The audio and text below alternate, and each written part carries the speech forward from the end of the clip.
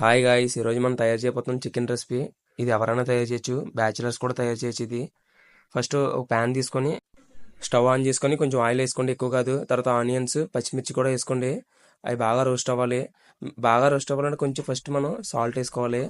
తర్వాత మూత పెట్టుకోండి. మూత పెట్టుకున్న తర్వాత అది బాగా రోస్ట్ అవుతాయి ఆనియన్స్. తర్వాత చికెన్ వేసుకోండి. చికెన్ కూడా బాగా కలుపుకోండి. అది కూడా వాటర్ వస్తుంది, వాటర్ అంతా డ్రై అయ్యే వరకు చికెన్ బాగా రోస్ట్ అవుతుంది. తర్వాత టమాటా ఉంటే టమాటా కూడా వేసుకోండి.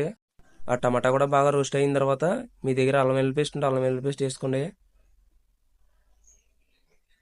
మూత పెట్టుకోండి. మూత పెట్టుకున్న తర్వాత అది బాగా రోస్ట్ అయిన తర్వాత మీ దగ్గర ఉన్న మసాలాలను వేసుకోండి. ధనియాల పౌడర్, చికెన్ మసాలా, మీ దగ్గర ఏ మసాలా ఉంటే ఆ మసాలా వేసుకోండి.